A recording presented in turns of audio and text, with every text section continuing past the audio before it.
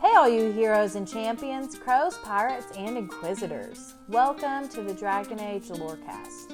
I'm Shelby. And I'm Austin. And we are so excited to bring you this podcast. Every episode we'll be talking about a different topic in the Dragon Age universe. From the Maker to Lyrium to Aravels, we will cover it all. There will be spoilers. And always remember, swooping is bad. Hey, Shelby. Hi, Austin. Are you ready to talk about some Dragon Age? I'm so excited for our topic today.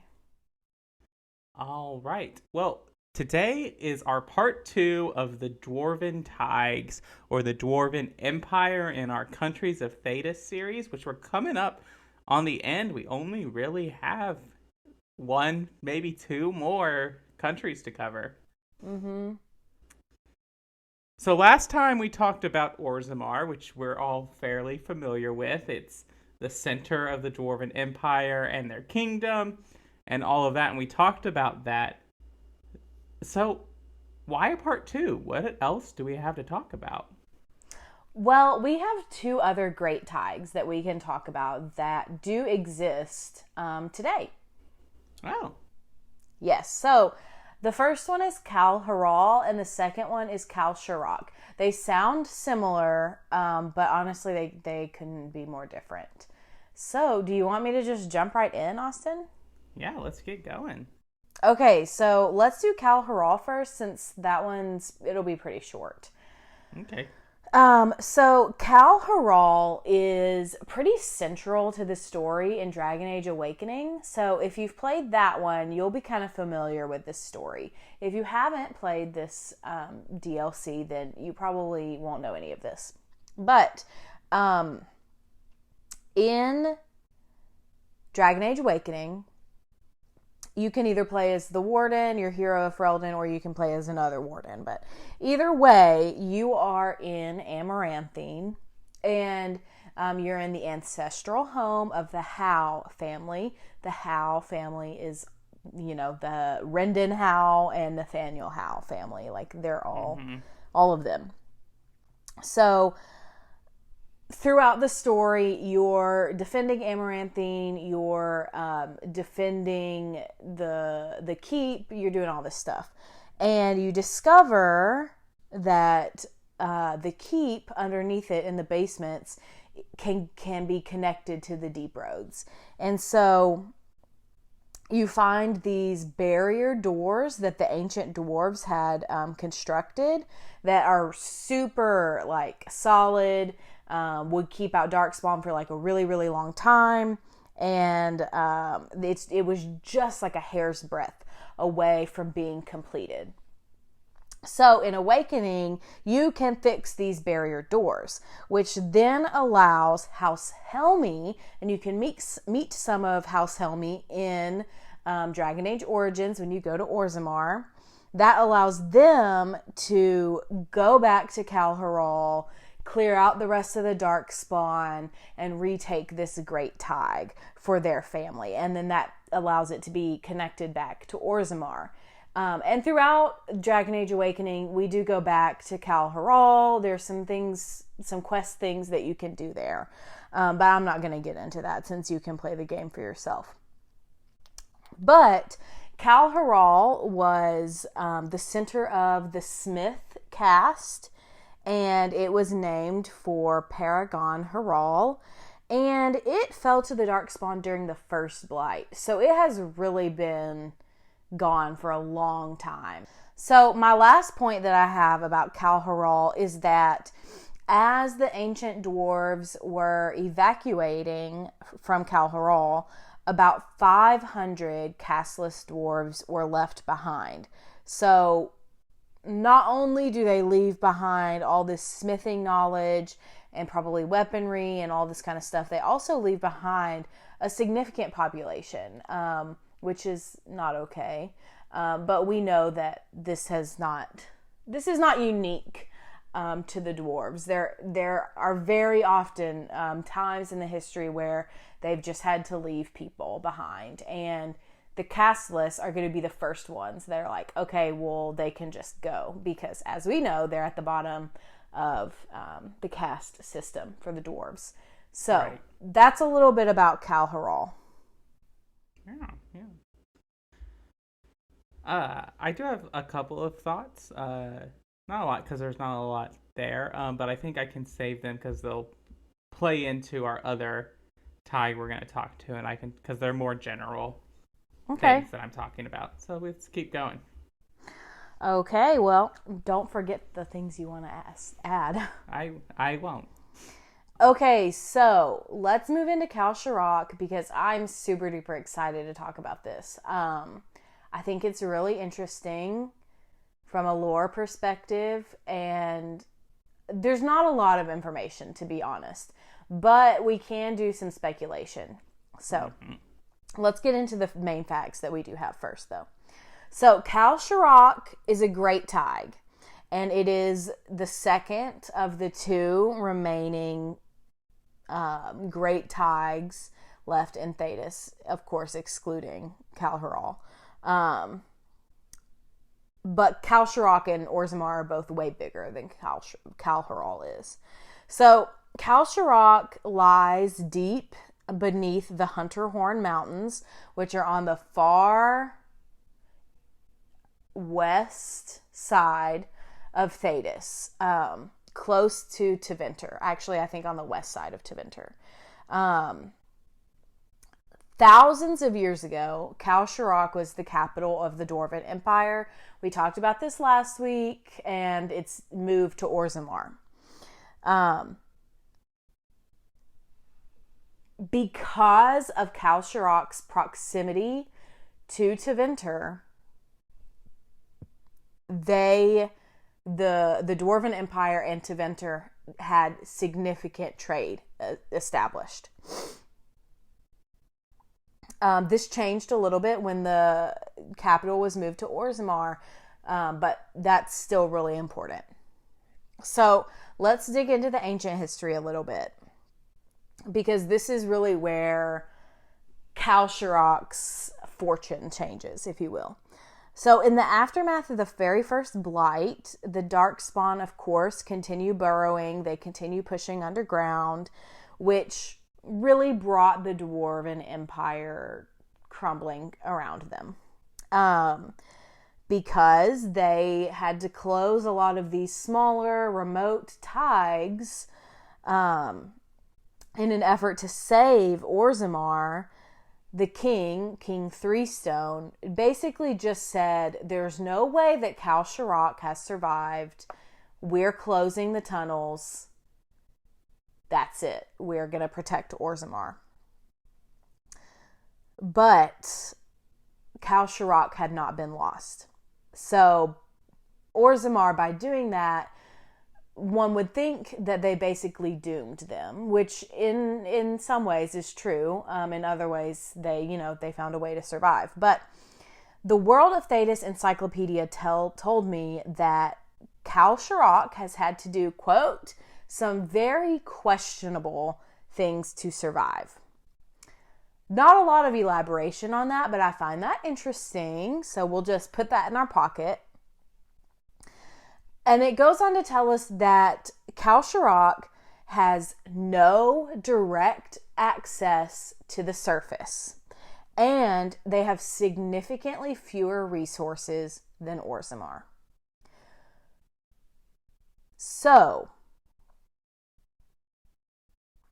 when the Darkspawn invaded the very first time, people obviously tried to retreat as best they can, but once Orzammar kind of closed in those passages, they have no connection to the surface, and there's only so much they can do, right? So they suffered really heavy casualties, but it's also been suggested that Kal-Sharok's isolation and their interaction with the Darkspawn during this time may have changed them in some unknown way.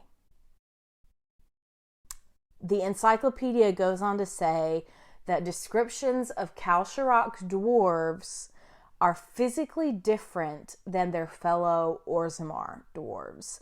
They're described as being pale and possibly tainted in a way that's difficult to describe.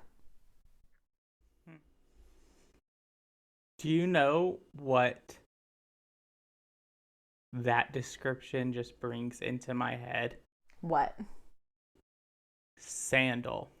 Oh, interesting. He is really pale. Right. And like he is one of the only few, like the lightest hair dwarf really that I've seen is kind of like a strawberry blonde with a little reddish in Bartran a little bit. Mm-hmm. I don't remember if there is like a blonde dwarf or like gray hair. I've seen gray hair, but you know what I mean? Like, but Sandal has light hair. Well, Balin's pretty blonde, right? Maybe a little bit. Because I think that kind of feeds the fan theory that, well, it's not just a fan theory, it's also a in-game rumor that Sandal is a secret love child of the Idukan family. Well, it would make interesting things, and this is definitely some speculation on this part, but dwarves, as we know, cannot be mages because of their natural resistance to magic. To lyrium. No, it's magic. It's not lyrium. But lyrium doesn't affect them the same way it affects everyone else. Right. And so what I was going to say is like over time with exposure to the taint, I feel like the dwarves' natural resistance would create an interesting pairing between that. Yeah. Because we can talk about like the biological components of the taint, but the darkspawn are created when the magisters enter the Fade. And so it is magical. The taint itself is magical in its essence. Right. That's a really good point that I had not considered. But it also makes me question, like, if that's the case, then what about Genlocks? What about what?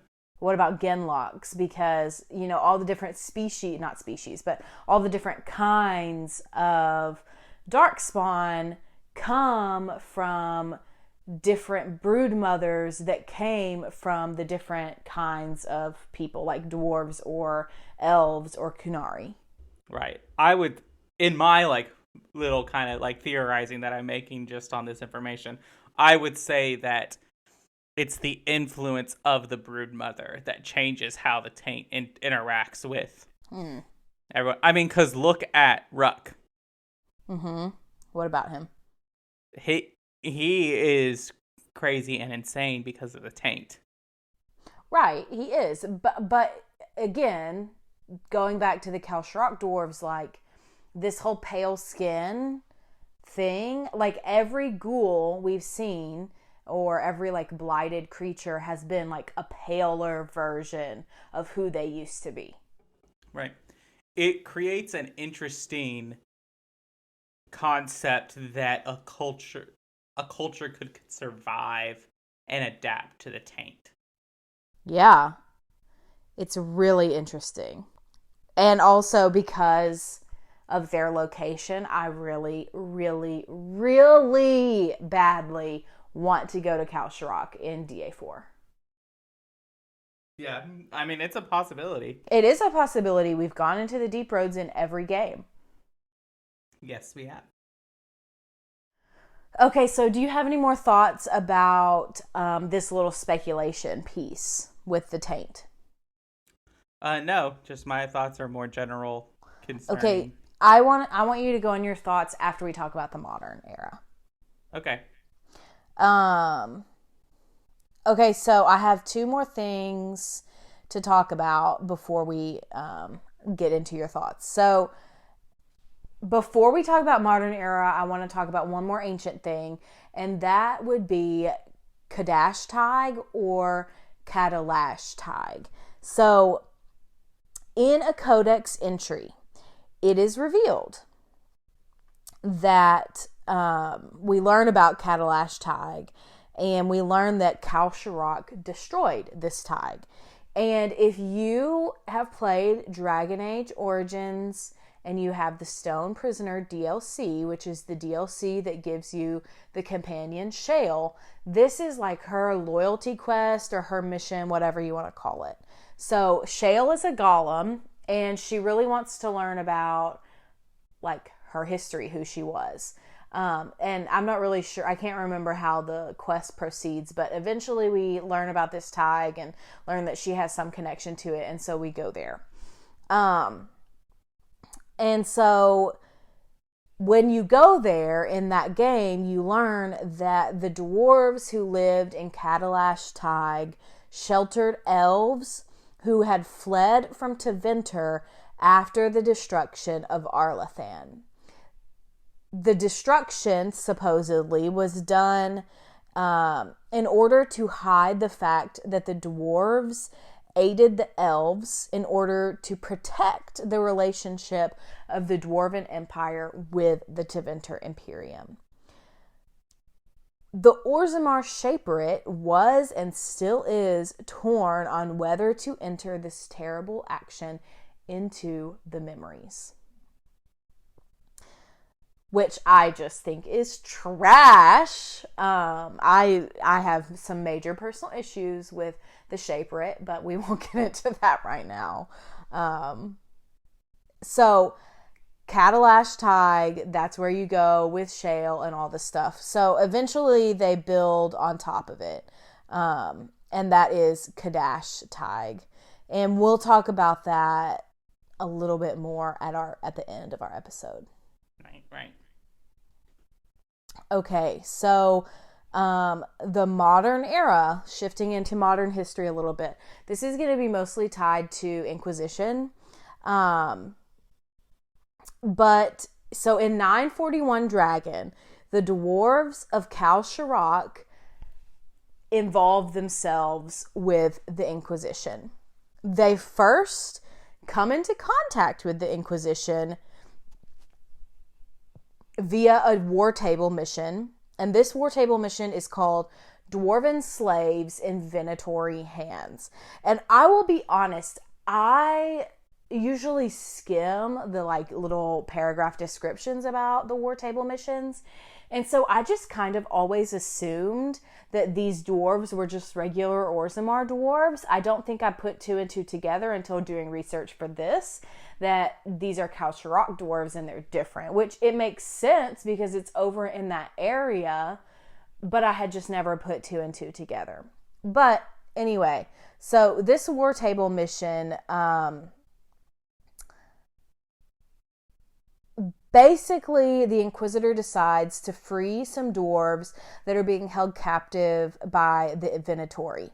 However, upon reaching the slave camp, the Inquisition agents realize that the dwarves have already been freed. Because Kal-Sharok sent their own people to rescue the dwarves. So then Kal-Sharok contacts the Inquisition directly and says, hey, we'll help you against your fight against Corypheus if he is the one who brought on the taint and thus the darkspawn. So then they send an offer of help on their terms, which is another war table mission, and that gives you the location of a Venatori camp close to Kal-Sharok in the Deep Roads. So we already have a precedent for like going to this area, or at least getting close to Kal-Sharok with all of these war table missions. So I'm hoping that we do get to go there in the next game. So the Dwarven Merchants Guild does send emissaries to Kal-Sharok, but they have heard no news from the delegation since, which leads them to believe that they are dead. Interesting. It is so interesting. Okay, now you can go. So my first thought deals with a lot of the general state of Thedas, post-Inquisition. Okay. So there's very much a as united as Thedas can be is probably during the events of Inquisition. Of each country kind of having its hand in the Inquisition and fighting Corypheus. Okay. And so, like in our real history, when these united fronts of war or conflict come together, yes, the world might be united in this as much as the world can be united. Um, but then, when it's over, everyone goes their separate ways and they tend to their own issues that they're having. And Right. we see that, Parvalin and Tevinter return to their war, then they're not war, and then they're war again. Ferelden goes back in on itself trying to rebuild because it's now had two major conflicts within a decade. Orlais goes in to rebuild and to deal with its civil war and all the empire about that goes around there. Navarra, Ravane, and Tiva, I'm sure are all, they had their own problems with the rifts and everything like that. The Free Marches is just a mess. Right. I mean, especially if you spared Anders, and Sebastian is basically wreaking havoc on the Free Marches during the entire events of Inquisition. Right. And so, but I wonder if the Dwarven Empire we're going to see, if we see one at all in Dragon Age 4, is going to be vastly different than the one we've encountered before. And I say this because so much is happening that, in a way there's a reclamation of thaigs that is happening in the Dwarven cities right now. At least from my perspective, you don't really reclaim Ortai Taig, but you went there and came back, which is to say something. And then we have the greater taig of Kal'Hirol, coming back, and the Dwarven Empire expanding. Mm-hmm. And so I wonder if we're going to see a more secluded Dwarven Empire than we have in the past, because they're focused on rebuilding their empire. And there's got to be a point of Orzammar can't deny that it's the only can't assert that it's the only taig that exists now. Right, because literally everyone knows, right? No, not everyone, but Tevinter knows that Kal-Sharok exists with the Venatori. The leaders of the Inquisition know, which means all the other countries know. With the exception maybe of Antiva and Ravane, but Ferelden, Orlais, Navarra, Free Marches, they all have people that are high up in the Inquisition. Right. And I wonder if because we know Solus is going to play some antagonist role. He might not be a straight villain, but he's going to play some antagonist role in this new game. And so I'm wondering if his first thing to do is okay, I'm going to destroy the world, or I'm going to destroy Tevinter first. Interesting. Because Tevinter enslaves his people. Tevinter is the boogeyman of the ancient age. Of every age. Right. And so I wonder, from what we've learned here, at least in these two episodes, the dwarves have this close relationship with Tevinter. They might not be full-blown allies, but they at least tolerate each other. Mm-hmm. And so, or at least Tevinter and the Chantry bankroll the Dwarven Empire. In a way, because of the trade. Yes, but I don't even think you can call it an empire anymore. Right. So do you mean Orzammar? Yes. Yeah. And so would Solus view this as like participating in the destruction of the elves? Because those, Teventer and the Chantry, are the two people directly most responsible for the destruction of the elves, whether Solus blames it on the elven gods or not. Well, I do think that if Solus blames dwarves for any destruction of the elves, it's going to be Kal-Sharok before it's Orzammar, because they specifically destroyed a dwarven and elven thaig to preserve their relationship with Teventer. Right, and that's kind of where I was going like this. So, like, I'm just very curious to see, are we going to see an Orzammar and Kal-Sharok in Dwarven culture like we know it, or is it going to have changed and adapted in this time? And we still don't know. Like, you know, we could jump forward a number of years and be, you know, near the end of the Dragon Age. That's true. For DA4, I mean, because Inquisition ends in 950 something, 940 something. I don't know the exact date. I'm sorry. I'm pretty sure we end in the middle somewhere of the Dragon Age.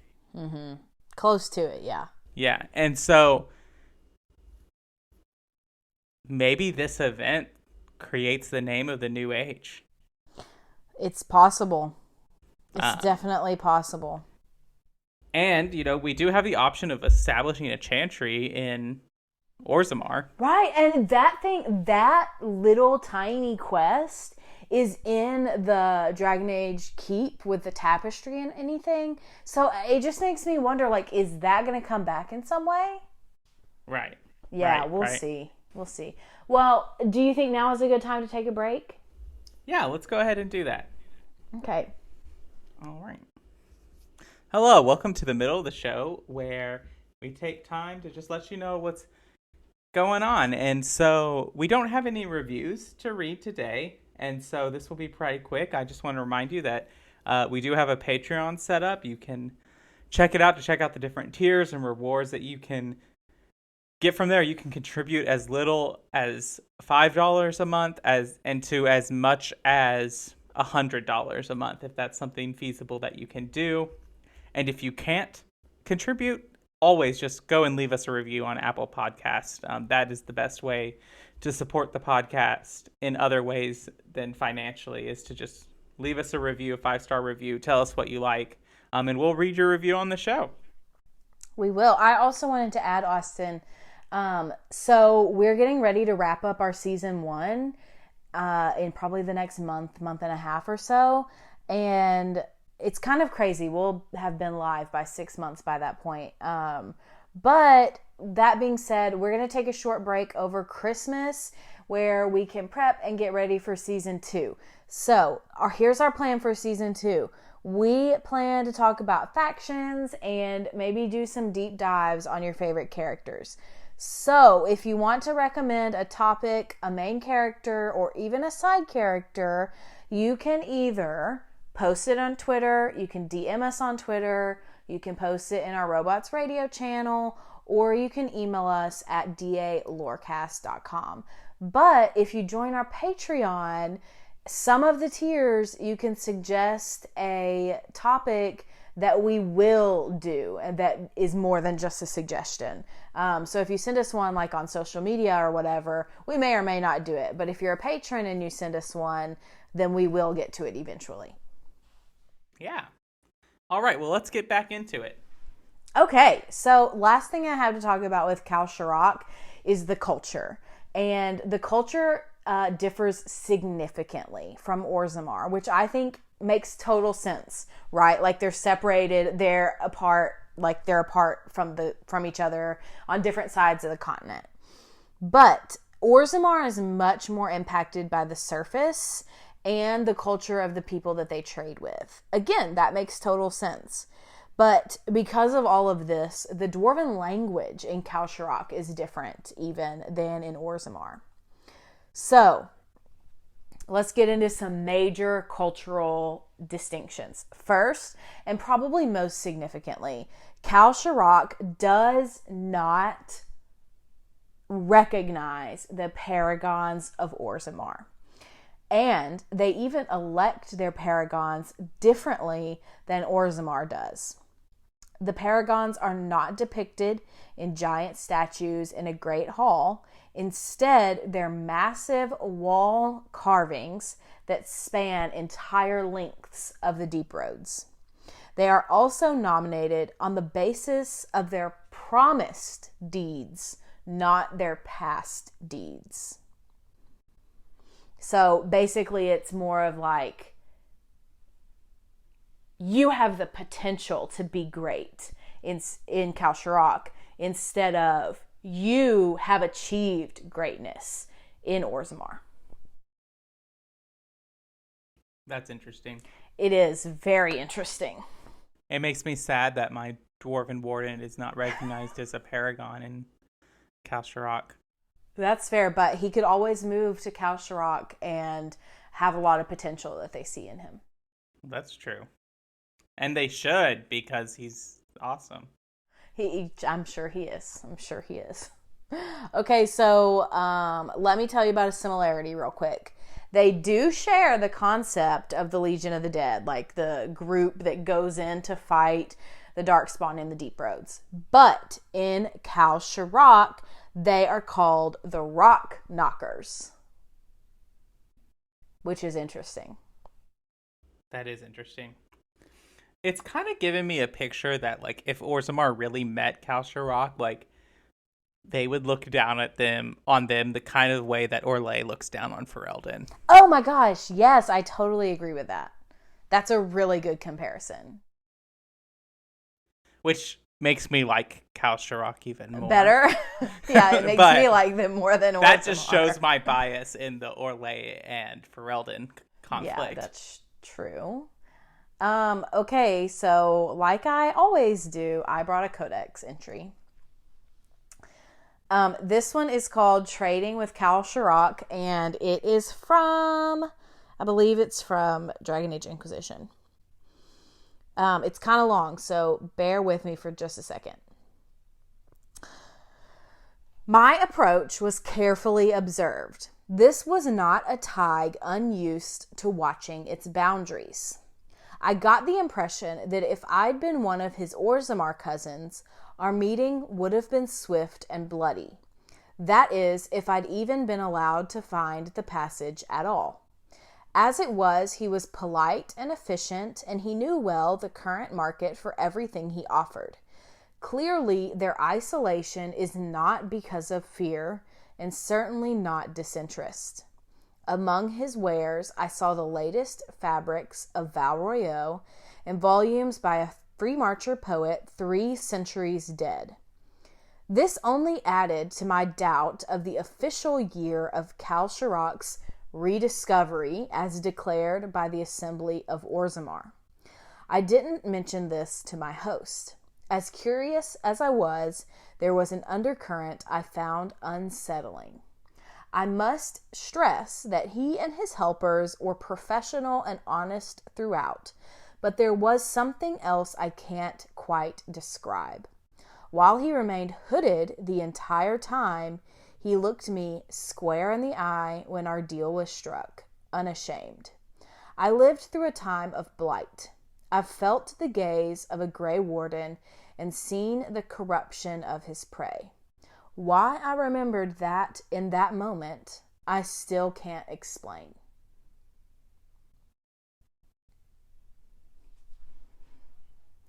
And that's a codex, and it says, on meeting Novus Sturhald in Kal-Sharok, excerpted from the journals of Sir Evrain Abernash, noble merchant scholar.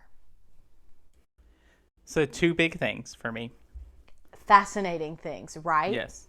Right. 2 big things. One, it makes me feel like Kal-Sharok would, like, now kind of looks at Orzammar as it's like, well, you're not really Dwarven. Like, you're too surface world. That's interesting. I was thinking a little bit differently than that Kal-Sharok looks at Orzammar as, like, well, I guess this could kind of tie into you, but, like, they're kind of like your cousin that moves. If you grew up in a small town, it's kind of like your cousin that moves to New York City and Or thinks Chicago. or Chicago, which we did. We're the cousins, anyway. That moves to the big city and like thinks they're too big for their britches, and then they come back home to visit and they treat everybody around them like they're better than you. You mean like the plot of Sweet Home Alabama? Exactly like the plot of Sweet Home Alabama. Also one of my favorite movies. Yes. And this kind of excerpt kind of gives me a more theories on what's going on with like the difference in dwarfs in Kal-Sharok because of what they describe here of I've lived through the time of blight. I felt the gaze of a Grey Warden and seen the corruption of his prey. Why I remembered both in that moment, I still can't explain. Which makes me think that so all Grey Wardens have the taint. They're technically ghouls, I guess. Technically, I guess, sure. I guess maybe. But but a ritual or whatever was discovered by mixing the archdemon's blood in it, and if you survive that process, you gain the power to sense darkspawn and like gain a connection to the archdemon. Okay, what does that have to do with this? What if the dwarves developed this ability due to their natural resistance to magic? And basically the Kal-Sharok dwarves are an entire greater thaig of people with Grey Warden abilities. That's fascinating. It would make me wonder what about the Orzammar dwarves, right, that are Grey Wardens? Like, could they go and become super Grey Wardens, basically? Right. Well, I wonder if, like, it makes me wonder, like, because there are Grey Wardens in Tevinter. Like, I'm not just making that up, right? Like, they exist in Tevinter. They have to. Right. I feel like Grey Wardens in the Deep Roads, if, like, Kal-Sharok is a thaig that is just completely full of dwarves that have the taint, like, I feel like the Grey Warden senses would be going off the charts. But I guess if they're in the Deep Roads, you know? That's true, but also, what if it's not like... I don't know how this works, you know? Like, what if it's levels to the taint, right? Like, you know, you have a darkspawn, like, okay, that's 100%. That's, like, pure level taint. But what if you have something lower than that that's not quite totally darkspawn yet? Like, I'm thinking back to one of the books where they go into the Deep Roads. Is it The Calling, maybe? When, with the architect... Like, I'm thinking of the Grey Wardens that he basically changed into Darkspawn. Like, they don't recognize that they've been changed into Darkspawn or into ghouls, whatever, until, like, it's already happened. So, I don't know. And there's the Grey Warden in the Legacy DLC. Lorias, yeah. Yeah. Lots of interesting speculation that we could probably continue to talk about for another hour and a half. Right. Well, do you have anything else on Kal-Sharok? No, that's all I've got. All right. Well, we've got some lost thaigs, fallen thaigs to talk about. We do. So let's start with Kadash, since I teased this earlier. Kadash thaig is built upon the ancient settlement of Kadalash thaig. So that, again, just to review, that was the thaig that was destroyed by the Kal-Sharok dwarves for harboring elves. The thaig was rebuilt and named for House Kadash, and it was their home. And if you play a Dwarven Inquisitor in Dragon Age Inquisition, you are part of the Kadash family. You've since, you know, you're not from Kal-Sharok or anything, like your family is now part of the Carta. But like it's still the same family. And then my other little point about this one, this taig, is that there is like a huge stone statue that was built in the taig, in the fallen taig, to honor all those who had sacrificed their lives to become golems. Which I think is meaningful. Yeah, definitely. So let's skip to Valimar, which all of these are related to Inquisition. This is a super Inquisition heavy episode. But so in Valimar is a former Dwarven trading post that fell to the Darkspawn, and it's now used as a Carta hideout.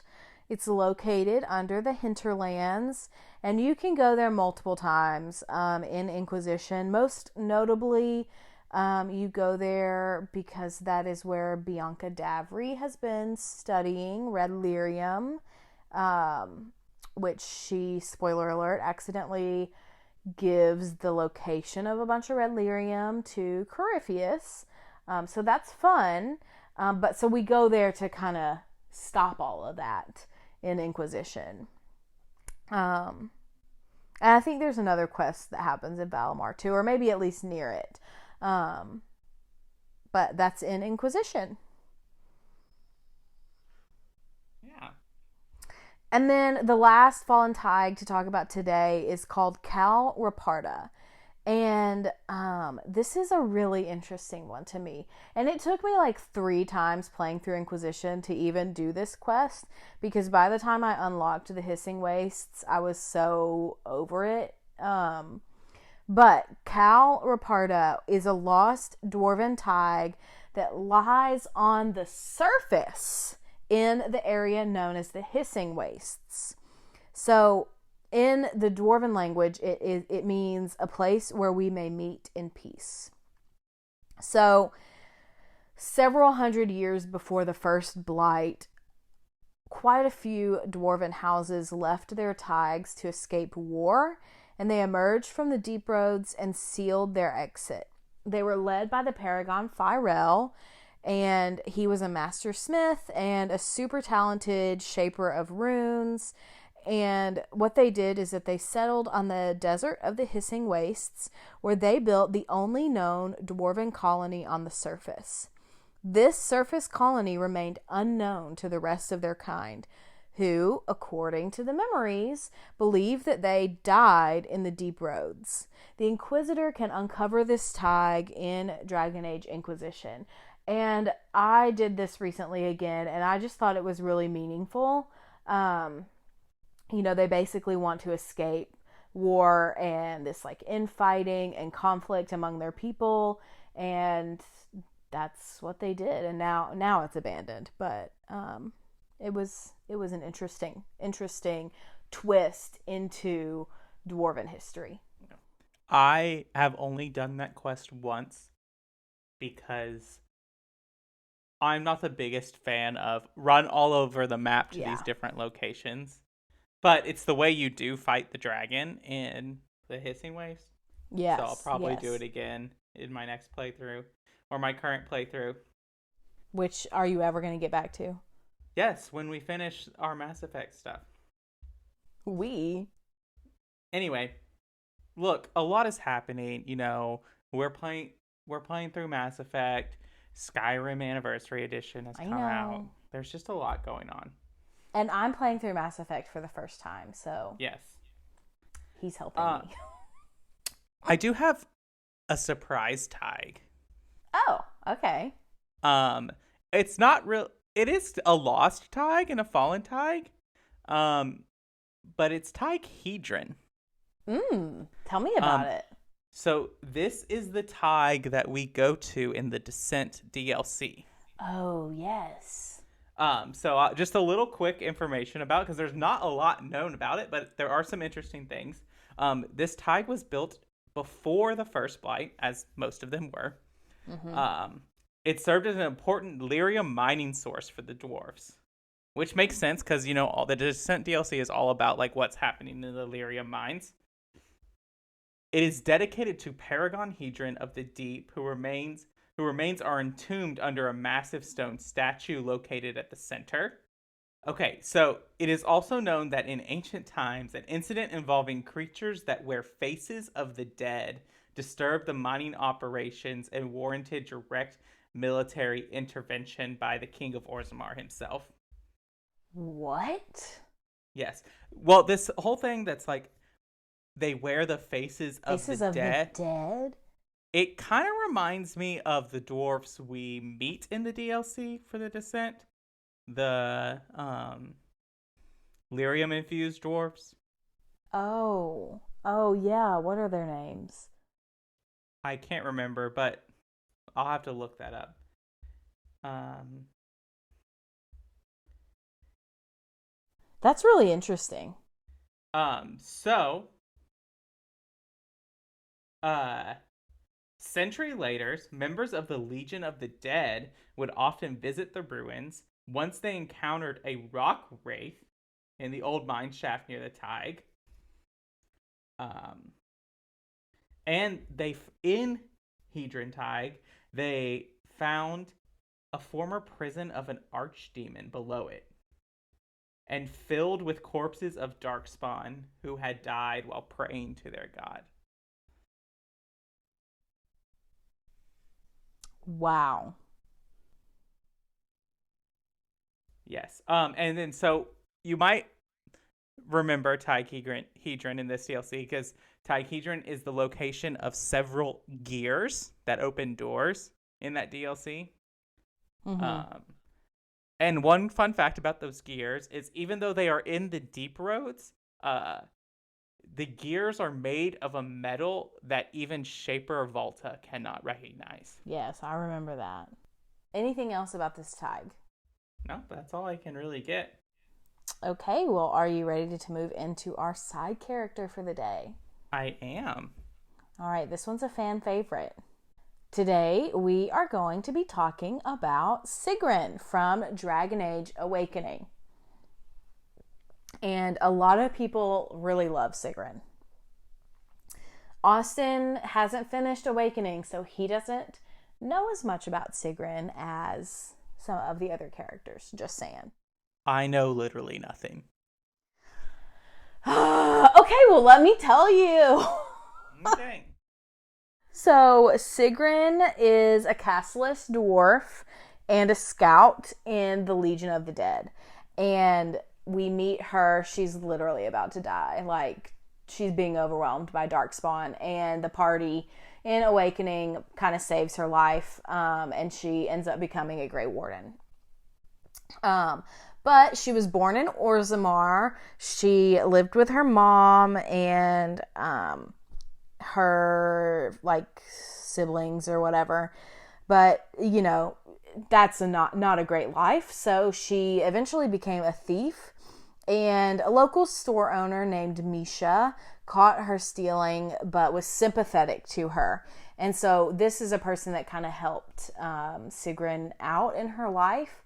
And this is part of her companion quest. Later, they get reunited and can talk, and you can kind of help them. But I'm not going to get into that since you can play that quest yourself. But eventually, Sigrun has an encounter with Barat. If you remember, he is the head of the Carta. Basically, what happens is that a statuette was stolen, and Barat forced Sigrun to hide the statuette in Misha's shop. But according to Sigrun, Barat threatened to kill Misha if Sigrun didn't do what he told her to. So eventually it was discovered, and Misha was exiled to the surface, even though she really could have been executed for the crime. But Sigrun was too afraid to admit that she was responsible for this crime because Barat would have killed her. So Sigrun then joins the Carta herself. And she was really doing well for herself before until she decided to steal a ruby encrusted purse from Damira Helmi. Helmi is the family that takes back Kal'Hirol. So, she gets chased throughout the commons, and, she gets caught. So it was either execution or the Legion of the Dead, and Sigrun chose the Legion of the Dead. So eventually Sigrun makes her way to meeting the hero of Ferelden.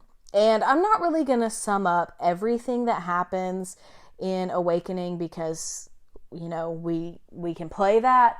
But Sigrun does survive her joining, and she becomes a full-fledged Grey Warden. The hero of Ferelden or your Warden commander can Sigrun can encounter Misha, and they kind of have an argument, but the Warden commander can help Sigrun make amends, and that's just, you know, part of her side quest, part of her story. I think right. Sigrun really looks at Misha more as a mom than her actual mom. So here are some fun facts about Sigrun. So, Sigrun is the first and only female dwarf companion to date. She is technically a rogue, but has like the strength and constitution of a warrior, which makes her an awesome companion in the game. When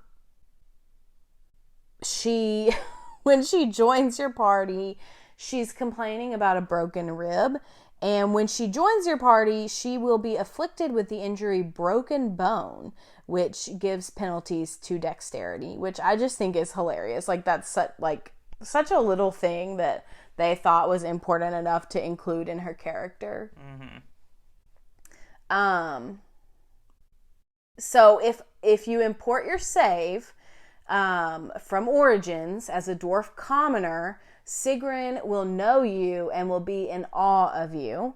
And she'll say, "Oh, you're the duster that left to join the Grey Wardens," and will even ask the commander to sign her helmet. That's funny. I know, I love it.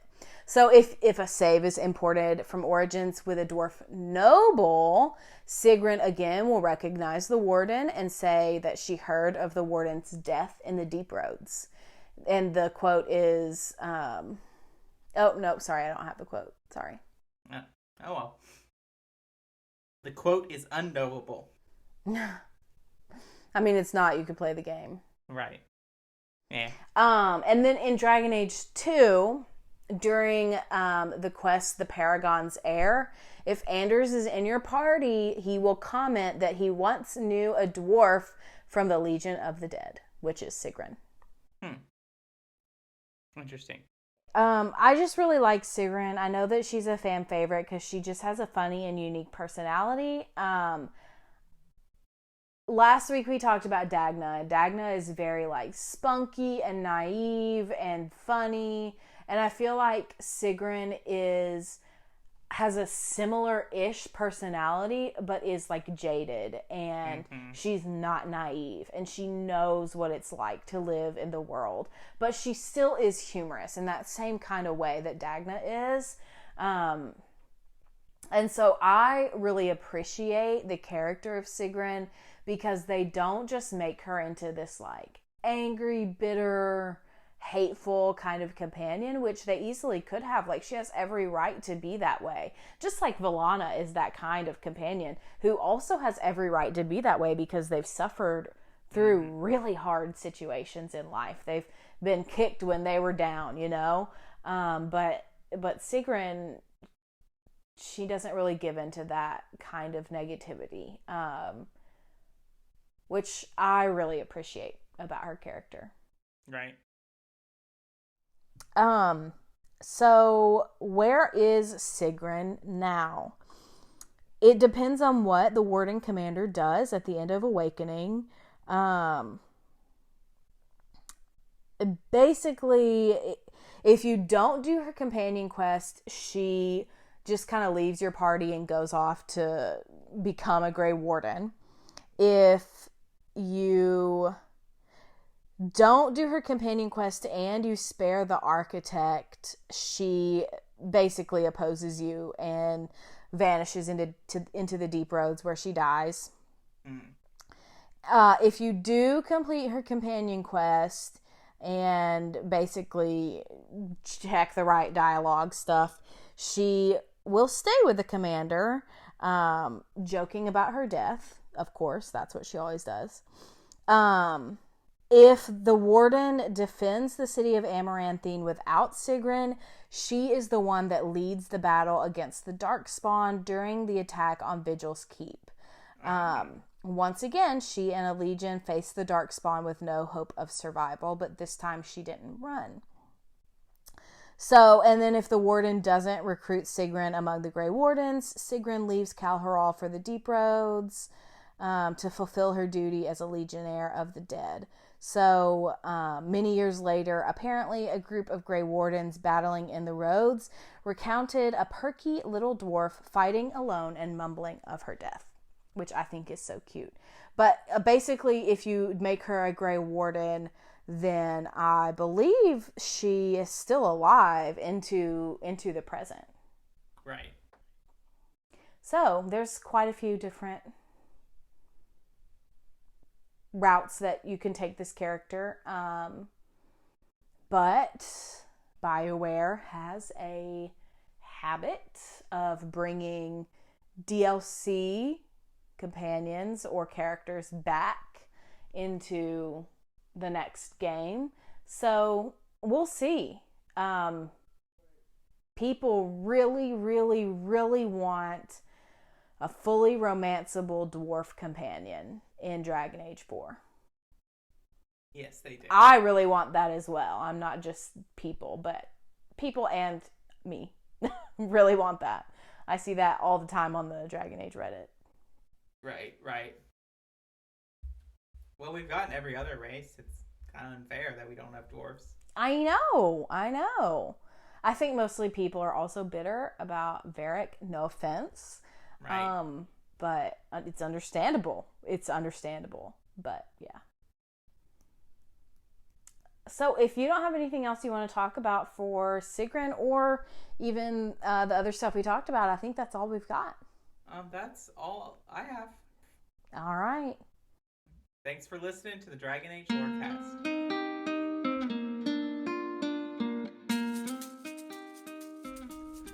Thanks for listening to the Dragon Age Lorecast. As always, you can find us on Twitter at DALorecast.